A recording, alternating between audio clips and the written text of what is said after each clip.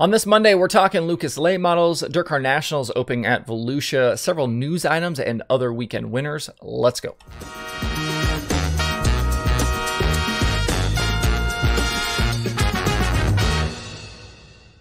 Today is Monday, February 7th, 2022. Welcome into Dirt Tracker Daily. I'm Justin Fiedler. Before we get into it, today's episode is brought to you by Dirt Tracker Plus. If you're a stat nerd like me, if you're a member of the media, if you work for a series or a racetrack, or if you play in some of the pools or the fantasy racing, Plus is for you.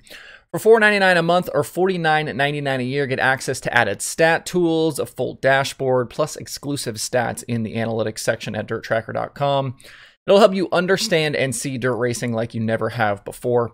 Outlaws, All-Stars, Lucas, Chili Bowl, all three USAC divisions, a ton of information is available. And I actually use Plus every single day putting these daily shows together. To grab yourself a subscription, click Plus in the nav bar at dirttracker.com or visit the link below in the description. Instead of 3 nights at Alltech for the Lucas Oil Late Model Dirt Series, we only got 2 over the weekend. Brandon Shepard was the Thursday winner last week, but the Friday program was lost to rain.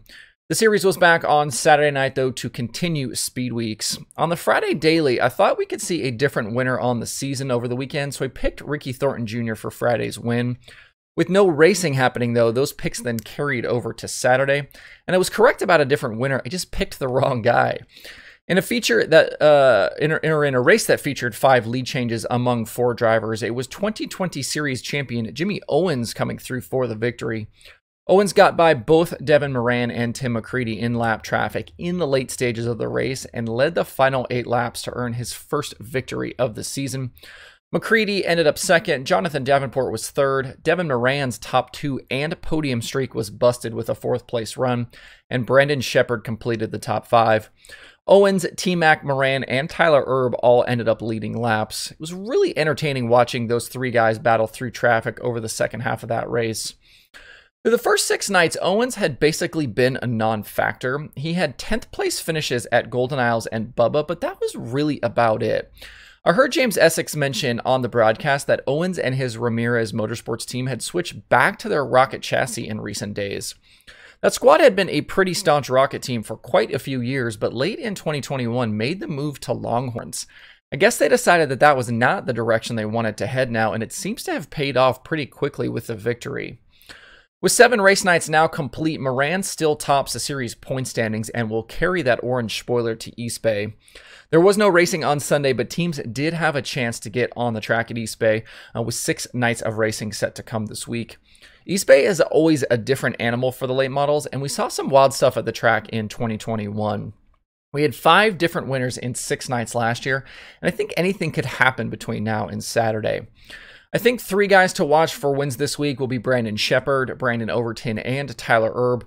Those guys have the best average finish at East Bay over the past 2 years, with Shepard and Overton tied with 3 wins apiece, and Erb has 2.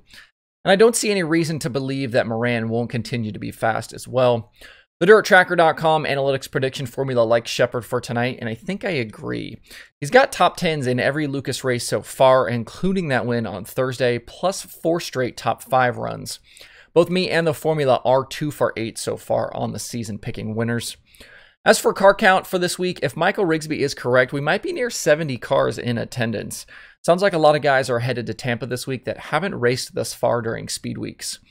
One driver we won't see, though, is Jonathan Davenport. Team engineer Vinny Giuliani tweeted that speed weeks is over for the 49 team. And Davenport's website shows the March weekend for the Outlaws at Revolution Park as the next race for Superman. So no East Bay and no Volusia for the 49. You can continue to watch the Lucas Late Models all week long live on MAV TV+. Across the state at Volusia today, Dirt Car Nationals gets going with a full program for the UMP Modifieds 604 late models plus sprint car practice. This week has traditionally started on Tuesday, but was moved up to Monday this year to allow Sunday to be an off day in between the 2 weeks at Volusia. So you'll have mods and 604 late models tonight with sprint car practice, mods and all-stars Tuesday and Wednesday, with mods and the outlaw opening weekend Thursday through Saturday is on tap. Volusia always draws a big field of modified, so there's no reason to expect anything different there for this year. The 604 late models that are racing tonight, that's a makeup event from the Sunshine Nationals that happened a couple weeks ago. For the sprint cars, I'm guessing we'll be in the low 30s for car count for the week. Over the past 16 outlaw races at Volusia, we've averaged 33.5 cars, with 36 being the most. With the All-Stars, their last 6 races at Volusia have averaged 34.8 cars, with 39 being the max. That happened back in 2019. Teams will get a couple of chances to be on track tonight before racing gets going with the All-Star opener tomorrow. Over the weekend, we got to see some new paint schemes for Craig Kinzer and Carson Macedo. Kinzer will run a black, white, and red scheme with Mesilla Valley Transportation on the wing side panel. And then Carson Macedo's JJR41 has a completely new look for 2022, with new sponsor Alba coming on board. The crop protection chemical company is the primary on the mostly white car with green and black accents. It's a sharp looking ride and great to see some new companies getting involved with the World of Outlaws. Another sprint car team with some news over the weekend was the McGhee Motorsports 11. Parker Price Miller was set to run that car this season, but his fight against non-Hodgkin's lymphoma will keep him out of the car this week. He had originally planned on racing, but he's got another round of chemo coming up and decided to step aside. In his place, Kerry Madsen will pilot the machine in the upcoming races between Volusia and East Bay. Madsen is driving for Roth Motorsports this season, helping to develop that Toyota 410 engine, but his year in that car won't start until the spring West Coast Outlaw swing. PPM hopes to be back in the car in time for the All-Star season opener later in the spring, the points opener, that is. Night 1 of Dirt Car Nationals can be watched live on Dirt Vision if you can't attend. We'll obviously continue talking about DCN all week. Thanks to some help from my friends over at USAC, I do have a Kaylee Bryson update. I missed the tweet from last week, but according to the series, she is set to race full-time in 2022 with the National Midgets for Keith Coons. There's not yet been a release put together, which is why I couldn't find it with a Google search, but it was mentioned in a tweet on the official series account last week. Thanks to USAC for that information, and good to hear she'll be back in the mix.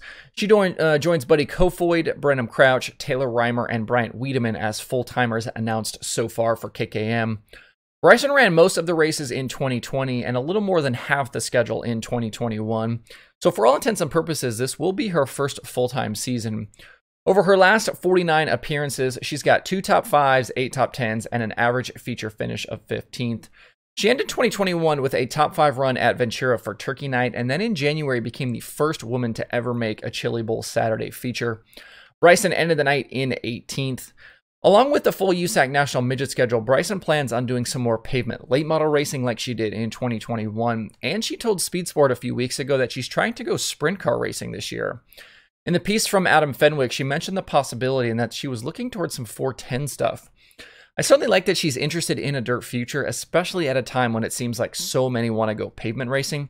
I would like to see her continue making strides, though, this season in the midget, continue to get some top 10 runs, kind of get some consistency going. She's actually yet to put together back-to-back top 10 finishes in her career in the midget. That USAC midget season gets going on Friday at Bubba Raceway Park in Ocala, Florida. We'll have more on that later in the week. And in other USAC news, Robert Ballou is set to attempt the full USAC sprint car schedule starting in a few weeks. He ran most of the races in 2021, but had to miss some shows, including that final West Coast trip, because he had to work. Ballou spends his week driving trucks to make a living and drives sprint cars on the weekend, so that took precedent. He's going to continue driving for himself, and he could replicate that early season success he had in 2021. He could be a factor. Last season, he had 2 wins, 9 top 5s, and 22 top 10s, with a lot of those coming before July. If he could find that speed again out of the gate, a top 5 championship run isn't out of the question, especially with no KTJ and Wyndham in the field this year. He's got decent efficiency numbers and value numbers as well, and we know he can win. He was also second to only Brady Bacon in plus-minus last season at plus 67. That was with missing several races. We're about 2 weeks away from that opening sprint car weekend down in Florida. In other weekend racing, Zach Sabatka was a $3,000 winner in Sportsman Modified action at Lakeview Motor Speedway. Tyler Nicely took down a UMP Mod win at North Florida Speedway. Sam Seawright won the Ironman show at Boyd's. Ross Bales was the Southern All-Stars winner at Screven. And Mark Smith and Davey Franick were USCS sprint car winners at Hendry County. There are 4 shows on the streaming schedule today. Dirt Vision has the first night of Dirt Car Nationals from Volusia. MAV TV Plus has the Lucas Light models from East Bay. Speed Sport has racing from Putnam County, and there is Flow Racing 24/7. To see the full daily streaming schedule with links to watch, visit dirttracker.com/watch tonight. That's it for the show today. Have a good Monday. If you have thoughts about the topics on today's show, please leave them in the comments below or tweet at me. Thanks everybody for tuning in. We'll see you tomorrow for more Dirt Tracker Daily.